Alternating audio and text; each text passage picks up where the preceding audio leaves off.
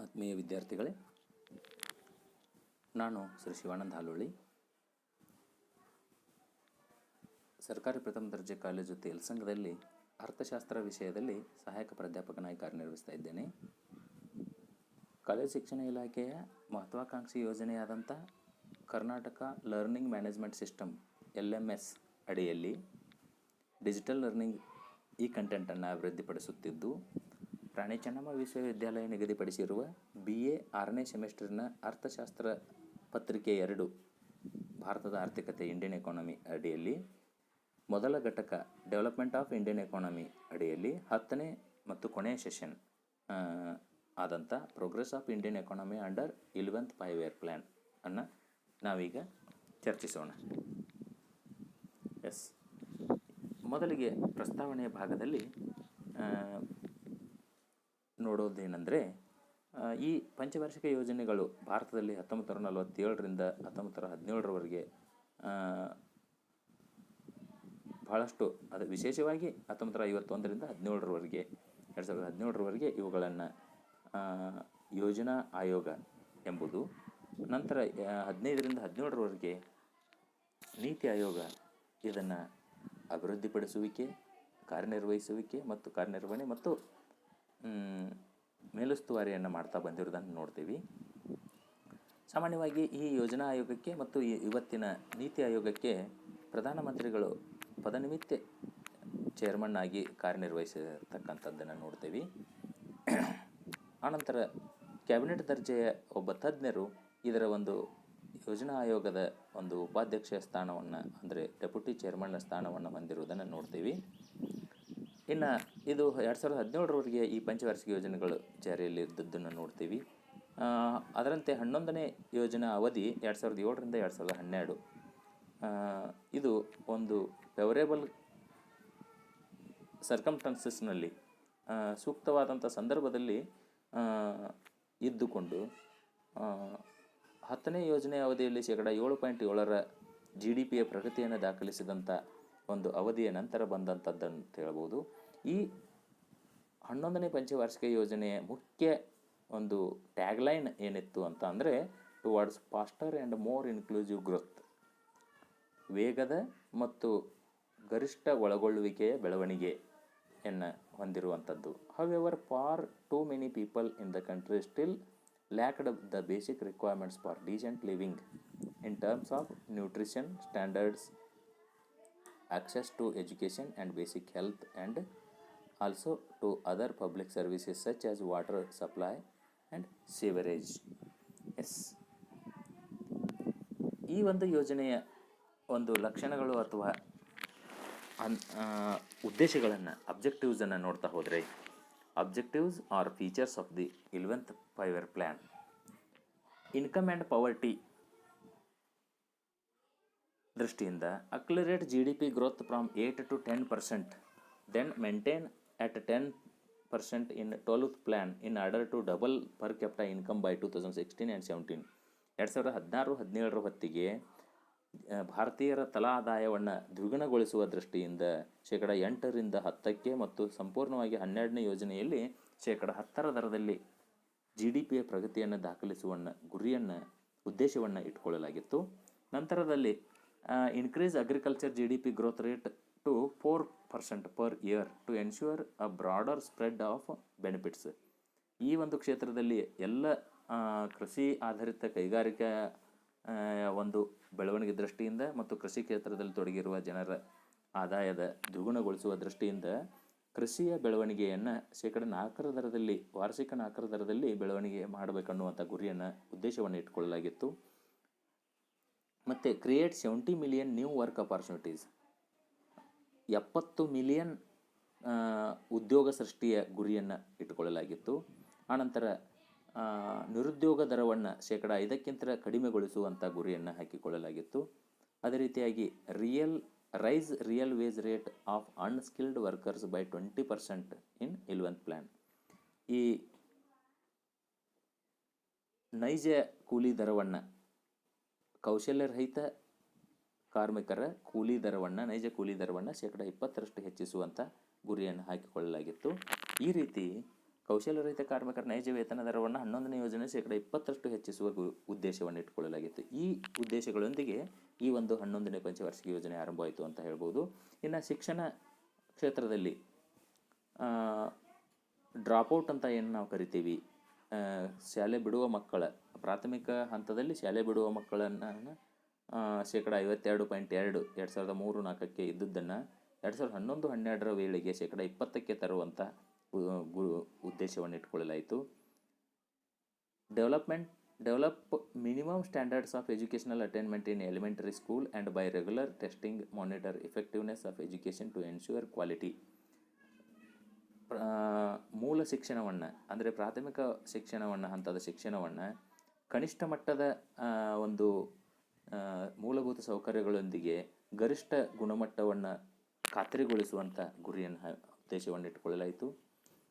ಮತ್ತು ಸಾಕ್ಷರತಾ ದರವನ್ನು 7 ವರ್ಷ ತಲುಪುವ ಪ್ರತಿಯೊಬ್ಬ ಮಗುವಿನ ಶೇಕಡ 85 ಮೇಲ್ಪಟ್ಟು ಸಾಕ್ಷರತಾ ದರವನ್ನು ತರುವಂಥ ಉದ್ದೇಶ ಇಟ್ಕೊಳ್ಳಲಾಗಿತ್ತು. Lower gender gap in literacy to 10% points.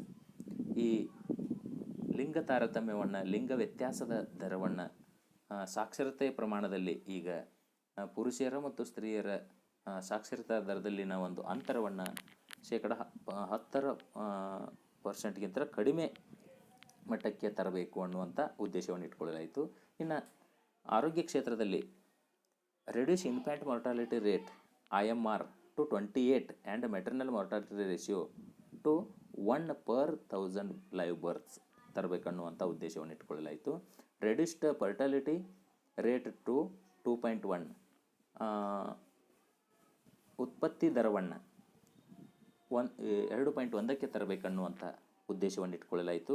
Provide clean drinking water for all by 2009 and ensure that there are no slip backs. ಈ ಹಿಂದಕ್ಕೆ ಬಿಡದಂತೆ, ಸ್ವಲ್ಪವೂ ಹಿಂದಕ್ಕೆ ಬಿಡದಂತೆ 2009 ವೇಳೆಗೆ ಸ್ವಚ್ಛ ಕುಡಿಯುವ ನೀರನ್ನು ಒದಗಿಸುವಂಥ ಉದ್ದೇಶವನ್ನು ಇಟ್ಕೊಳ್ಳಲಾಯಿತು.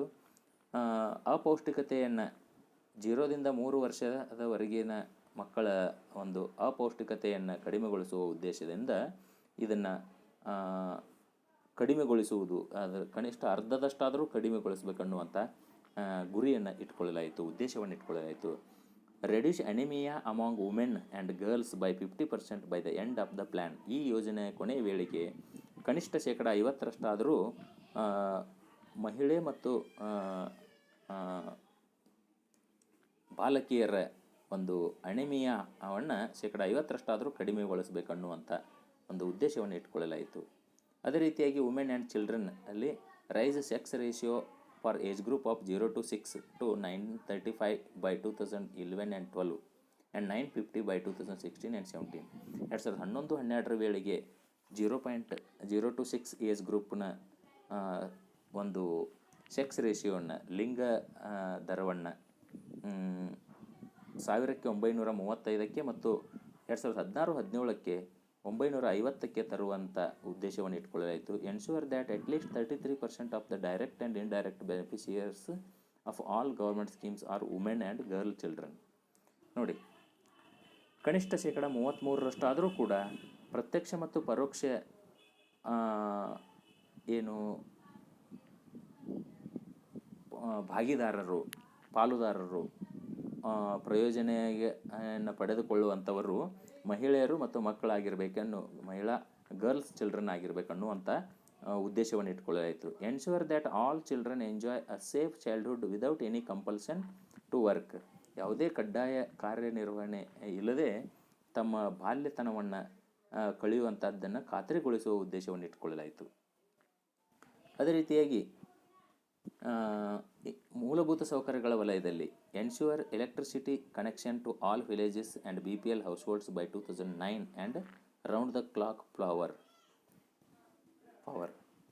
2009 ವೇಳೆಗೆ ಎಲ್ಲ ಹಳ್ಳಿಗಳು ಮತ್ತು ಬಡತನ ರೇಖೆಗಿಂತ ಕೆಳಗಿರುವ ಕುಟುಂಬಗಳು ಕಡ್ಡಾಯವಾಗಿ ವಿದ್ಯುತ್ ಸಂಪರ್ಕವನ್ನು ಹೊಂದುವಂಥ ಖಾತ್ರಿಗೊಳಿಸುವುದಾಗಿತ್ತು.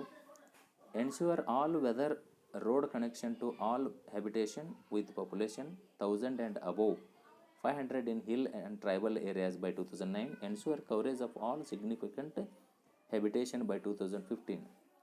1000 ಮತ್ತು ಬೆಟ್ಟಗಳ ಪ್ರದೇಶದಲ್ಲಿ, ಗುಡ್ಡುಗಾಡು ಪ್ರದೇಶದಲ್ಲಿ 500ಕ್ಕಿಂತ ಹೆಚ್ಚು ಜನಸಂಖ್ಯೆ ಇರತಕ್ಕಂಥ ಎಲ್ಲ ಸ್ಥಳಗಳಿಗೆ, ಎಲ್ಲ ಜನವಸತಿಗಳಿಗೆ ರಸ್ತೆ ಸಂಪರ್ಕವನ್ನು ಕಲ್ಪಿಸುವಂಥ ಒಂದು ಸರ್ವಕಾಲಿಕ ರಸ್ತೆ ಸಂಪರ್ಕವನ್ನು ಕಲ್ಪಿಸುವಂಥ ಯೋಜನೆ ಕನಿಷ್ಠ 2015ಕ್ಕಾದರೂ ಇದನ್ನು ತಲುಪಬೇಕನ್ನುವಂಥ ಉದ್ದೇಶವನ್ನು ಇಟ್ಕೊಳ್ಳಲಾಯಿತು. Connect every village by telephone by November 2007 and provide broadband connectivity to all villages by 2012. 2012 ವೇಳೆಗೆ 7ರ ವೇಳೆಗೆ ಎಲ್ಲರಿಗೂ, ಎಲ್ಲ ಹಳ್ಳಿಗಳಿಗೂ ಟೆಲಿಫೋನ್ ಸರ್ವಿಸನ್ನು ಮತ್ತು 2012ರ ವೇಳೆಗೆ ಎಲ್ಲರಿಗೂ ಬ್ರಾಡ್ಬ್ಯಾಂಡ್ ಕನೆಕ್ಟಿವಿಟಿಯನ್ನು ಒದಗಿಸುವಂಥ ಒಂದು ಉದ್ದೇಶವನ್ನು ಇಟ್ಕೊಳ್ಳಲಾಯಿತು. Provide homestead sites to all by 2012 and set up the pace of house construction for rural poor to cover all the poor by 2016 and 17. 2012ರ ವೇಳೆಗೆ ಎಲ್ಲರಿಗೂ ಸೈಟ್ಸ್ಗಳನ್ನು ಮತ್ತು 2016-17ರ ವೇಳೆಗೆ ಎಲ್ಲ ಬಡ ಜನತೆಗೆ, ಗ್ರಾಮೀಣ ಬಡ ಜನತೆಗೆ ಒಂದು ವಸತಿ ಸೌಕರ್ಯವನ್ನು ಒದಗಿಸುವಂಥ ಗುರಿಯನ್ನು ಇಟ್ಟುಕೊಳ್ಳಲಾಗಿತ್ತು. ಈ ರೀತಿ ಎನ್ವೈರ್ಮೆಂಟ್ಗೂ ಕೂಡ, ಎನ್ವೈರ್ಮೆಂಟ್ ಕ್ಷೇತ್ರದಲ್ಲಿ ಪರಿಸರ, ಅರಣ್ಯ ಮತ್ತು ಮರದ ಹೊದಿಕೆಯನ್ನು 5 ಅಂಕಗಳಿಂದ ಹೆಚ್ಚಿಸುವುದು. 11-12ರ ವೇಳೆಗೆ ಎಲ್ಲ ಪ್ರಮುಖ ನಗರಗಳಲ್ಲಿ ವಾಯು ಗುಣಮಟ್ಟವನ್ನು WHO ಸ್ಟ್ಯಾಂಡರ್ಡ್ ಮಾನದಂಡಗಳನ್ನು ಪಡೆದುಕೊಳ್ಳುವುದು. ನದಿ ನೀರನ್ನು ಸ್ವಚ್ಛಗೊಳಿಸಲು 2011-12ರ ವೇಳೆಗೆ ಎಲ್ಲ ನಗರ ತ್ಯಾಜ್ಯ ನೀರನ್ನು ಸಂಸ್ಕರಿಸುವುದಾಗಿತ್ತು. 16-17ರ ವೇಳೆಗೆ ಶಕ್ತಿಯ ದಕ್ಷತೆಯನ್ನು 20 ಅಂಕಗಳಿಂದ ಹೆಚ್ಚಿಸುವುದು. Increase energy efficiency by 25% points by 2016 and 17 ಉದ್ದೇಶವನ್ನು. ಈ ಎಲ್ಲ ಉದ್ದೇಶಗಳೊಂದಿಗೆ ಬಹಳಷ್ಟು ಪ್ರಮುಖವಾದಂಥ, ಅತ್ಯಂತ ಪ್ರಮುಖವಾದಂಥ ಉದ್ದೇಶಗಳನ್ನು ಇಟ್ಟುಕೊಂಡು ಟಾರ್ಗೆಟ್ಗಳೊಂದಿಗೆ ಈ ಯೋಜನೆ ಆರಂಭವಾಯಿತು ಅಂತ ಹೇಳ್ಬೋದು. ಇದರ ಅಬ್ಜೆಕ್ಟಿವ್ಸನ್ನು, ಇದು ಸ್ಟ್ರಾಟಜಿಯನ್ನು ನೋಡಲಾಗಿ rapid and inclusive growth for purpose of poverty reduction, emphasises on social sector and delivery of service therein, empowerment through education and skill development, ಪ್ರತಿಯೊಬ್ಬ ವ್ಯಕ್ತಿಯನ್ನು ಶಿಕ್ಷಣ ಮತ್ತು ಕೌಶಲ್ಯ ಅಭಿವೃದ್ಧಿಯೊಂದಿಗೆ ಸಶಕ್ತಗೊಳಿಸುವುದು. ರಿಡಕ್ಷನ್ ಇನ್ ಜೆಂಡರ್ ಇನ್ಇಕ್ವಾಲಿಟಿ, ಲಿಂಗ ತಾರತಮ್ಯವನ್ನು ಕಡಿತಗೊಳಿಸುವುದು. ಎನ್ವೈರ್ನ್ಮೆಂಟಲ್ ಸಸ್ಟೈನಬಿಲಿಟಿ, ಪರ್ಯಾವರಣದ ಸುಸ್ಥಿರತೆಯನ್ನು ಹೆಚ್ಚಿಸುವುದು. To increase the growth rate in agriculture, industry and services to 4%, 10% and 9% respectively. ಕೃಷಿ ಕ್ಷೇತ್ರದಲ್ಲಿ 4%, ಕೈಗಾರಿಕಾ ಕ್ಷೇತ್ರದ 10% ಮತ್ತು ಸೇವಾ ಕ್ಷೇತ್ರದ 9% ಬೆಳವಣಿಗೆ ದರವನ್ನು ದಾಖಲಿಸುವಂಥ ಗುರಿಯನ್ನು ಇಟ್ಟುಕೊಳ್ಳಲಾಯಿತು. Reduce total fertility rate to 2.1 and provide clean drinking water for all by 2009. ಇವಿಷ್ಟು ಉದ್ದೇಶಗಳನ್ನು ಇಟ್ಟುಕೊಂಡು ಈ ಯೋಜನೆಯನ್ನು ಆರಂಭಿಸಲಾಯಿತು. ಇನ್ನು ಈ ಯೋಜನೆಯ ವಲಯವಾರು ಹಂಚಿಕೆಯನ್ನು ನೋಡ್ಲಾಗ್ತಾ ಹೋದರೆ, the sectoral percentage distribution of plan outlays ಅಂತ ನೋಡ್ತಾ ಹೋದಾಗ, ಇಲ್ಲಿ ಈ ಯೋಜನೆಯಲ್ಲಿ ಗರಿಷ್ಠ 2007ರಿಂದ 2012ರವರೆಗಿನ 11ನೇ ಯೋಜನೆ ಬಲಭಾಗದಲ್ಲಿರ್ತಕ್ಕಂಥ ಈ ಅಂಕಿ ಸಂಖ್ಯೆಯನ್ನು ನೋಡಿದಾಗ, ಇದರಲ್ಲಿ ಗರಿಷ್ಠ ಒದಗಿಸಿರುವಿಕೆ ಪ್ರಥಮ ಆದ್ಯತೆ ಕೂಡ, ಇದರಲ್ಲಿ ಕೂಡ ಸೋಷಿಯಲ್ ಸರ್ವಿಸ್, ಸಾಮಾಜಿಕ ಸೇವೆಗಳಿಗೆ 28.69% ಪಾಲಿನೊಂದಿಗೆ ಒಟ್ಟು 20,019.86 ಕೋಟಿಗಳನ್ನು ಈ ವಲಯಕ್ಕೆ ಒಂದು ವಿತರಿಸುವಂಥ ವೆಚ್ಚ ಅಥವಾ ಇನ್ವೆಸ್ಟ್ ಮಾಡುವಂಥ ಉದ್ದೇಶವನ್ನು ಇಟ್ಕೊಳ್ಳಲಾಗಿತ್ತು. ಅದೇ ರೀತಿ ದ್ವಿತೀಯಾದ್ಯತೆ ಅಂದಾಗ ನೀರಾವರಿ ಮತ್ತು ಪ್ರವಾಹ ನಿಯಂತ್ರಣ, ಇರಿಗೇಷನ್ ಆ್ಯಂಡ್ ಫ್ಲಡ್ ಕಂಟ್ರೋಲನ್ನು 21.64% ಪಾಲಿನೊಂದಿಗೆ 15,102.61 ಕೋಟಿಗಳನ್ನು ಇದಕ್ಕೆ ವೆಚ್ಚ ಮಾಡುವಂಥ ಗುರಿಯನ್ನು ಹಂಚಿಕೆ ಮಾಡಲಾಗಿತ್ತು. ಇನ್ನು ತೃತೀಯಾದ್ಯತೆ ಅಂತ ನಾವು ಸಾಮಾನ್ಯವಾಗಿ ಎನರ್ಜಿ ಮತ್ತು ರೂರಲ್ ಡೆವಲಪ್ಮೆಂಟ್ ಸರಿಸುಮಾರು ಅಷ್ಟೇ ಬರ್ತವೆ. ಎನರ್ಜಿ ಕ್ಷೇತ್ರಕ್ಕೆ, ಶಕ್ತಿ ಕ್ಷೇತ್ರಕ್ಕೆ 9,392.96 ಕೋಟಿ ವೆಚ್ಚದೊಂದಿಗೆ 13% ಹಂಚಿಕೆಯನ್ನು ತೃತೀಯಾದ್ಯತೆಯನ್ನಾಗಿ ನೀಡಲಾಗಿತ್ತು.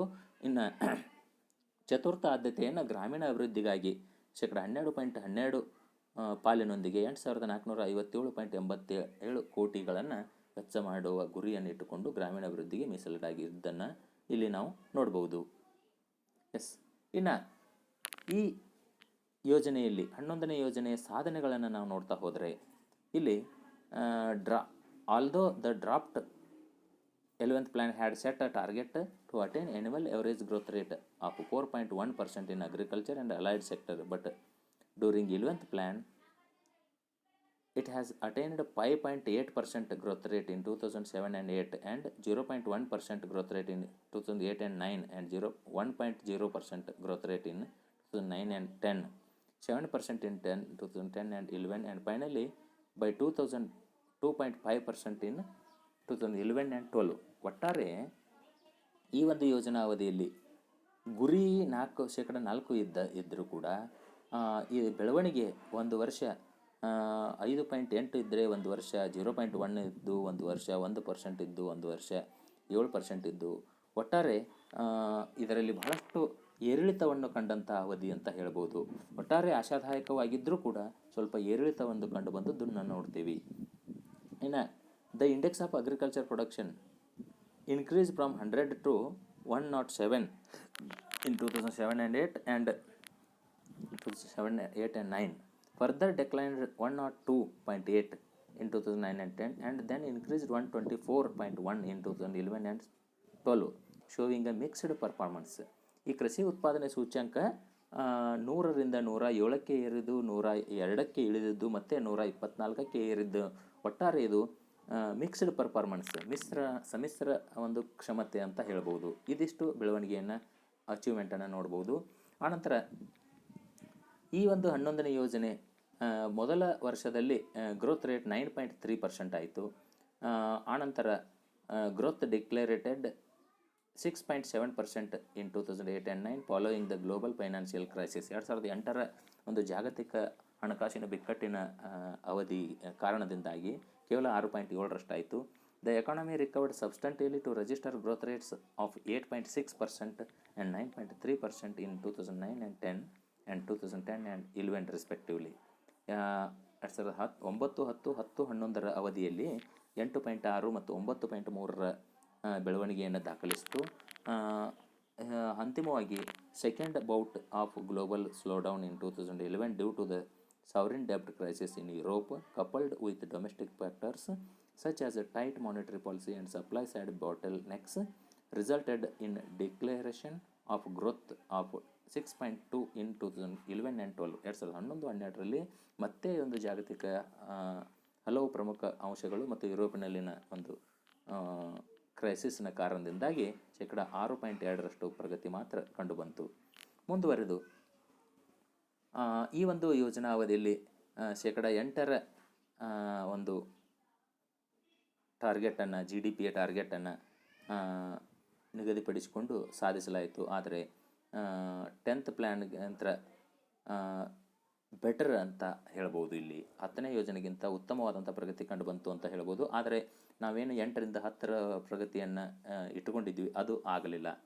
Since the period saw two global crises, one in 2008 and another one in 2011, the 8% growth may be termed as a satisfactory. ಇಲ್ಲಿ 2 ಜಾಗತಿಕ ಕ್ರೈಸಿಸ್ಗಳ ಹೊರತಾಗಿಯೂ ಕೂಡ ಇದು ಉತ್ತಮ ಪ್ರಗತಿ ಅಂತ ಹೇಳ್ಬೋದು, ಇದು ತೃಪ್ತಿಕರ ಅಂತ ಹೇಳ್ಬೋದು. The realised GDP growth rate for the agriculture, industry and service sector during the 11th plan period is estimated at 3.7, 7.2 and 9.7 against the growth target of 4%, 10 to 12%, 9 to 11% respectively. ಇಲ್ಲಿ ಈ ಟಾರ್ಗೆಟ್ಗಳಿಗೆ ಹೋಲಿಸಿ ನೋಡಿದಾಗ ಕೃಷಿಯಲ್ಲಿ 4ರ ಬದಲಾಗಿ 3.7, ಕೈಗಾರಿಕೆಯಲ್ಲಿ 10ರಿಂದ 11ರ ಬದಲಾಗಿ 7.2 ಮತ್ತು ಸೇವಾ ಕ್ಷೇತ್ರದಲ್ಲಿ 9 ಮತ್ತು 9ರಿಂದ 11%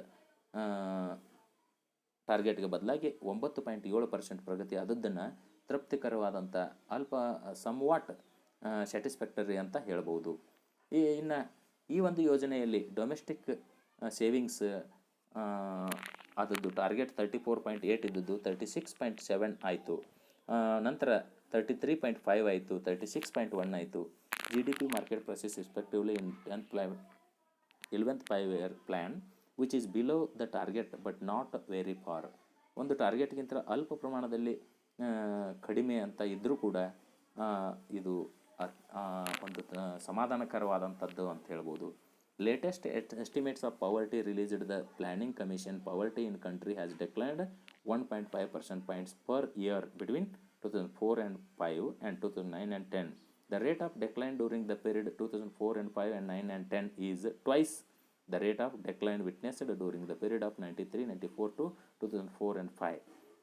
ಇಲ್ಲಿ 93-94 ಅವಧಿಗಿಂತ 2004 ಅವಧಿಯ ನಂತರ 2009-10ರವರೆಗೆ ಅದರ ದ್ವಿಗುಣ ಪ್ರಮಾಣದಲ್ಲಿ ಬಡತನ ಇಳಿಕೆಯಾದದ್ದನ್ನು ನಾವು ಅತ್ಯಂತ ಒಂದು ಸಮಾಧಾನಕರ ಅಂಶ ಅಂತ ಹೇಳ್ಬೋದು. ಇಷ್ಟೆಲ್ಲ ಆದಾಗ್ಯೂ ಕೂಡ ಈ ಯೋಜನೆಯಲ್ಲಿ ಕೆಲವೊಂದು ವಿಫಲತೆಗಳನ್ನು ನಾವು ನೋಡ್ತೀವಿ. No substantial increase in standard of living, ಈ increase in unemployment, inequality in distribution of income and wealth, more ambitious, paradox of saving and investment, predominance of welfare consideration, less growth in productive sector. ಈ ಒಂದಿಷ್ಟು ಅಂಶಗಳಲ್ಲಿ ವಿಫಲತೆಯನ್ನು ಕಾಣಬಹುದು. ಅಂದರೆ ಸಾಮಾನ್ಯವಾಗಿ ಜೀವನದ ಗುಣಮಟ್ಟದಲ್ಲಿ ಅಷ್ಟೇನು ಪ್ರಗತಿ ಕಾಣದೇ ಇರುವಂಥದ್ದು ಇರ್ಬೋದು, ಮತ್ತು ನಿರುದ್ಯೋಗವನ್ನು ಪ್ರಮಾಣವನ್ನು ಕಡಿಮೆ ಮಾಡಬೇಕಂದ್ರೂ ಕೂಡ ಇದು ಹೆಚ್ಚಳವಾಗಿರುವಂಥದ್ದು ಇರ್ಬೋದು, ಮತ್ತು ಆದಾಯ ಮತ್ತು ಸಂಪತ್ತಿನ ಹಂಚಿಕೆಯಲ್ಲಿ ವಿತರಣೆಯಲ್ಲಿ ಅಸಮಾನತೆ ಇರುವಂಥದ್ದು ಇರ್ಬೋದು, ಹೆಚ್ಚಿನ ಮಹತ್ವಾಕಾಂಕ್ಷಿ ಕೂಡ ವಿಫಲವಾಯಿತು ಅಂತ ಹೇಳ್ಬೋದು.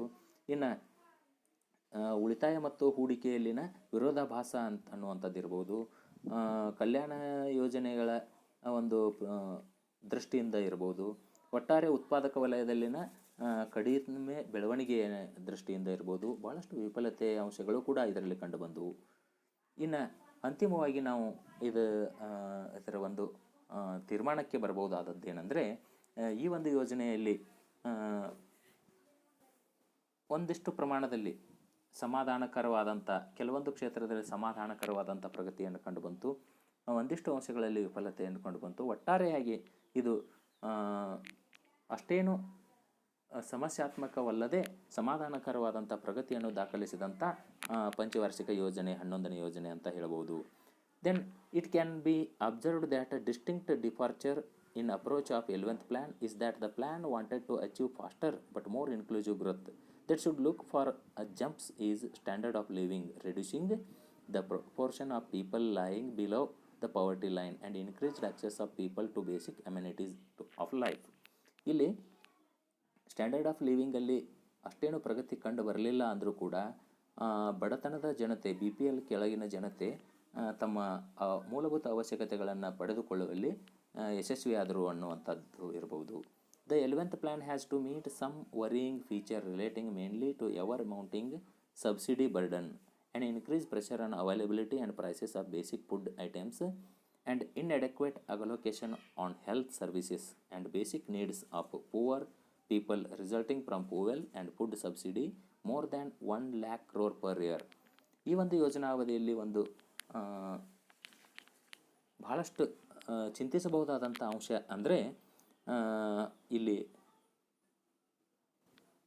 ಬೇಸಿಕ್ ನೀಡ್ಸ್ಗಳ ಮೇಲೆ ಫ್ಯೂಯಲ್ ಆ್ಯಂಡ್ ಫುಡ್ ಸಬ್ಸಿಡಿ ರಿಯಾಯಿತಿ ಸುಮಾರು 1 ಲಕ್ಷ ಕೋಟಿಗಿಂತ ಹೆಚ್ಚಿನ ಪ್ರಮಾಣದಲ್ಲಿ ಪ್ರತಿ ವರ್ಷ ವಿತರಿಸಿದ್ದನ್ನು ಕಂಡುಬಂತು. ಇದು ಸಬ್ಸಿಡಿಯ ಬರ್ಡನ್ ಆರ್ಥಿಕತೆ ಮೇಲೆ ಹೆಚ್ಚಾಗ್ತಾ ಹೋದದ್ದು ಒಂದು ಚಿಂತಿಸ್ತಕ್ಕಂಥ ಅಂಶವಾಯಿತು.